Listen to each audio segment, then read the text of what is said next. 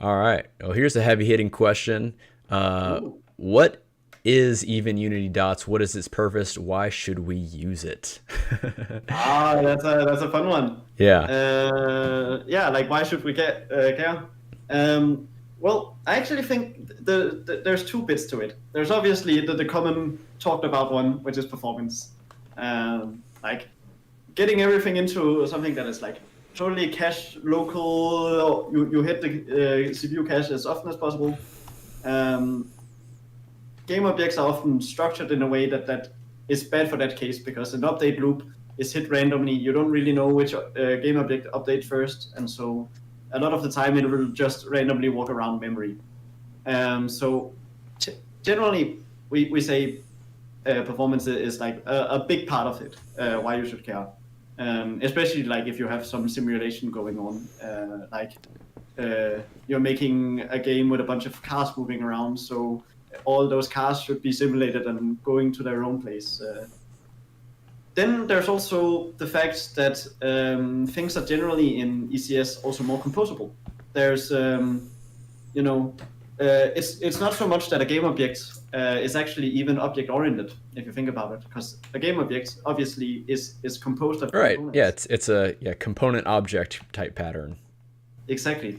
But people still tend to end up having components that end up being their own objects, Right. Yeah.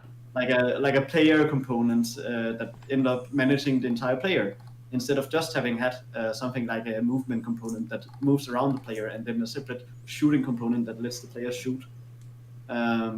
Whereas in ECS, it's more of a separation of like authoring and runtime. You declare a bunch of information like this thing has the ability to shoot, this thing has the ability to walk around, it has the ability to get input with this setup.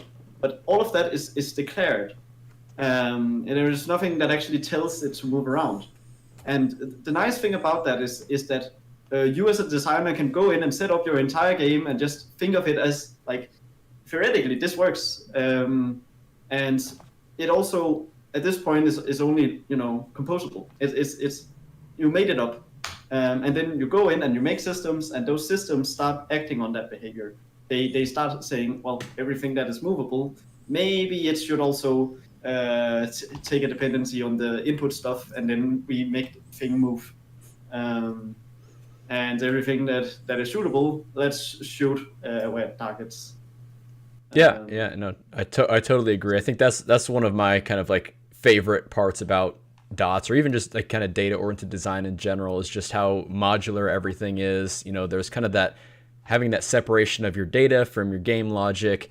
It definitely just allows it's like a much better structure, for programs, in my opinion. Because you can easily just kind of, add and remove behaviors just by, adding and removing components. You can even switch out different behaviors by, disabling certain systems and re-enabling certain ones.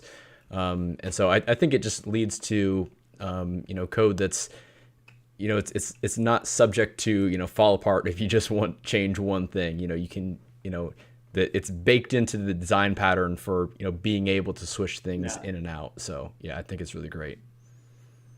yeah, and it also just like kind of discourages inheritance in some way, like the bad parts of inheritance, which generally are related to behavior. So like the good thing often when we talk about inheritance is also, I make a dwarf. It would be nice not having to recreate that dwarf setup.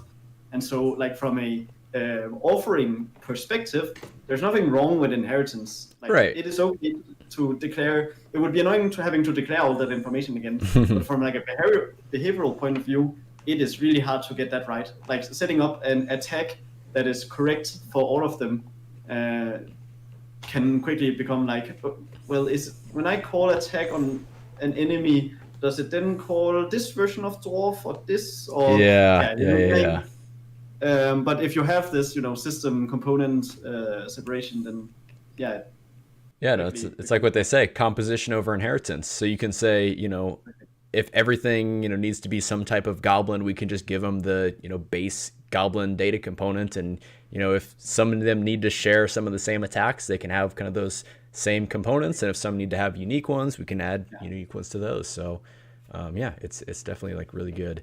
And yeah, by the way, if you do want any kind of more thoughts about what exactly is Unity Dots, going into kind of the minutia of all the packages and everything like that, I did just put up a video last week. It's like a 30-minute video, just kind of going into not going like into super detail, but just giving like a pretty high level overview about all the packages, why I think they're important, and where you can use them in an ECS based and even just a regular game object based project. So would highly recommend checking that out.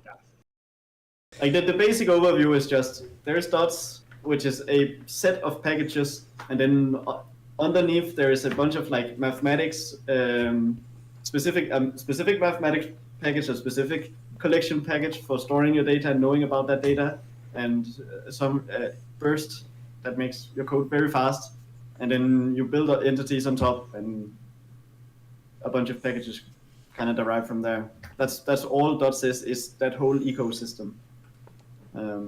But you can therefore also still use part of that ecosystem in a game object world, because like burst is underneath. So you can say, I only want burst, and then you can get that in your project. Yeah, absolutely.